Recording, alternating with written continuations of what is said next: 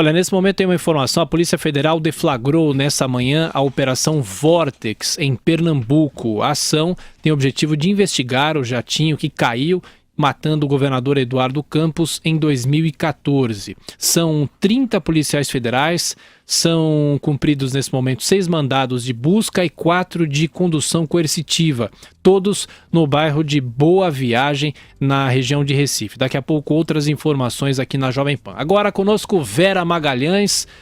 Ô Vera, bom dia, com imagens também para você que nos acompanha pela internet. Com essa decisão da ministra Carmen Lúcia de homologar as relações da Odebrecht, passou-se agora a discutir muito porque ela também não retirou o sigilo sobre o conteúdo dos acordos. O que você constatou com as suas fontes, hein, Vera?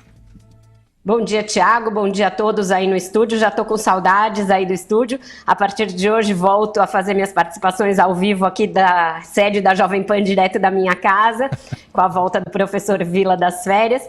Então, Thiago, muita gente estava questionando se ela não teria afrontado o princípio da transparência ao não levantar o sigilo dessas delações de 77 funcionários executivos e ex-executivos da Odebrecht. Mas o que eu apurei junto a ministros do Supremo é que a decisão foi acertada, Thiago, pelo seguinte: o pedido do Procurador-Geral da República, ao qual ela atendeu, dizia respeito apenas à urgência para as homologações, não pedia explicitamente para que fosse quebrado o sigilo das delações. Ela teria exorbitado das suas atribuições de chefe do plantão do judiciário se fizesse isso. Além disso, ela ficou com medo de ser mal interpretada, de acharem que ela estava querendo tomar uma decisão política às vésperas da eleição das presidências da Câmara e do Senado, que podem ser impactadas pelo conteúdo dessas delações, que vão atingir, como a gente sabe, políticos de vários partidos, de praticamente todos. Então, a ministra preferiu se ater estritamente ao que pediu o Procurador-Geral da República, Rodrigo Janot, que era a urgência na homologação das delações. E isso era um ato meramente processual, corriqueiro, formal. Por quê? Porque não se analisa agora o conteúdo dessas delações, apenas se elas atenderam às formalidades legais, se elas foram dadas de livre e espontânea vontade, se elas seguiram aquela praxe, os procedimentos, se o Ministério Público não pressionou esses delatores a dizerem o que disseram e eles confirmaram perante os juízes auxiliares que já atuavam na Lava Jato, no gabinete do ministro Teori Zavascki, que o fizeram de livre e espontânea vontade. Então, ela apenas cumpriu esta etapa processual para que isso não fosse atrasado em razão da escolha do novo relator, que deve se dar a partir de amanhã, Thiago. Agora, Vera, quanto à escolha desse novo relator, você já destaca a forma como pode ser feita. Muita gente fala em sorteio, né? A possibilidade da Carmen Lúcia sortear. E agora, se tiver sorteio, não há o favorito, né? Exato, não há um favorito, mas você pode definir o universo desse sorteio. Sim. E aí, com isso, você aumenta ou reduz as chances de serem alguns ministros.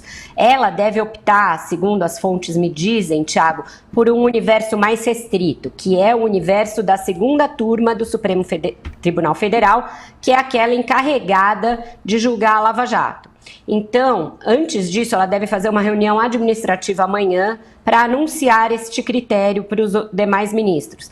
Nesta reunião, está mais ou menos acertado que o ministro Edson Fachin vai oficiar, vai entregar um ofício à presidente do Supremo, Carmen Lúcia, pedindo para ser transferido da primeira para a segunda turma. Com isso, ele pula aquela fila que existe. Para que você possa migrar, existe uma fila do ministro mais antigo para o mais recente na corte. Fachin é justamente o mais novato, ele foi o último a ser nomeado. Então, os outros todos teriam de abrir mão da ideia de mudar. Então, o balé mais ou menos orquestrado é que ele peça e a ministra Carmen Lúcia consulte os demais. Algum de vocês tem interesse em migrar? Isso que o ministro Edson Fachin está pedindo, e eles vão dizer que não, que preferem permanecer na primeira turma, como já estão, e aí com isso ela transfere o ministro Edson Fachin. Por que o ministro Edson Fachin? Porque ele é considerado um perfil próximo ao do ministro Teori, técnico, muito discreto, não fala muito com a imprensa. Então, tê-lo no universo que vai ser submetido ao sorteio ampliaria as chances de ter um relator com mais ou menos o mesmo perfil do ministro Teori Zavascki. E aí, então, se faria o sorteio entre esses 5 ministros, a saber, ministro Celso de Mello, que é o decano da corte, ministro Gilmar Mendes, ministro José Antônio Dias Toffoli, ministro Ricardo Lewandowski e aí o 5º integrante, ministro Edson Fachin. Com essa migração, também tira do novo ministro que vai ser nomeado pelo presidente Michel Temer a carga de julgar a Lava Jato, chegar no Supremo já com essa carga de julgar a Lava Jato. Então, resolveria alguns problemas na equação que a ministra Carmen Lúcia está montando, juntamente com técnicos e ouvindo outros ministros do Supremo. Vera, bom dia. E definindo o novo relator, quais seriam os próximos passos da Lava Jato e quais seriam os próximos passos também do próprio Supremo Tribunal Federal após ocupada a vaga de Teori Zavascki? Pois é, tem muita coisa para acontecer, Joseval. O Ministério Público Federal está preparando uma série de medidas e vai apresentá-las assim que houver um novo relator. A primeira dessas medidas que o procurador Rodrigo Janot deve apresentar é justamente o pedido de quebra de sigilo da Lava Jato.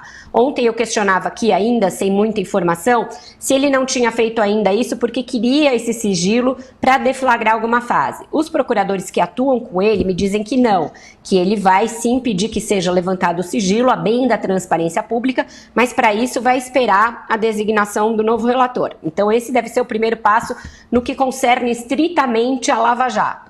Já a nomeação do novo ministro para o lugar da vaga do ministro Teori Zavascki, os auxiliares do presidente Michel Temer me dizem que ele fará sem pressa, sem assodamento, mas a partir da nomeação do relator ele já se sente à vontade para nomear.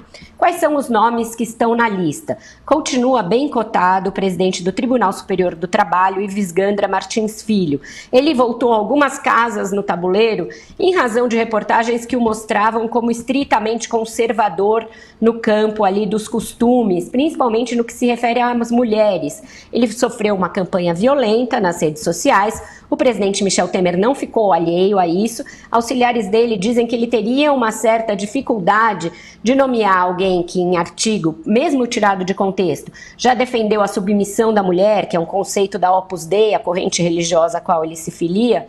Eles dizem que é o seguinte: Temer já enfrentou muita resistência por não ter nomeado nenhuma ministra mulher para a sua equipe logo no início, que ele não sabe se pretende comprar essa briga, embora ele faça muitos elogios à conduta ética irreparável do ministro Ives Gandra Martins Filho e ao fato de ele, em questões trabalhistas, ter uma visão muito progressista, muito moderna, que seria condizente com a que o governo quer implementar, por exemplo, na reforma trabalhista. E seria bom ter alguém com esse perfil, sendo que a reforma trabalhista vai ser contestada indubitavelmente no Supremo.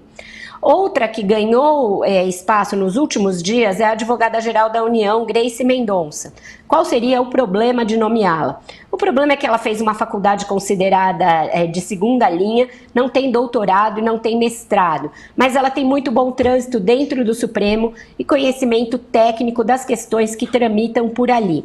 Outro problema seria um ciúme na equipe do Temer, porque o ministro da Justiça, Alexandre de Moraes, tem pretensões a essa vaga, não esconde, e seria preterido por uma colega de ministério. Por que ele seria preterido? Porque ele tem muita ligação política com o PSDB, com o próprio Temer, e já atuou na Lava Jato de alguma maneira como ministro. Então as fichas dele, a cotação dele na Bolsa de Apostas caiu um pouquinho. Esse é o quadro de hoje, Joseval, mas sempre pode surgir um novo nome.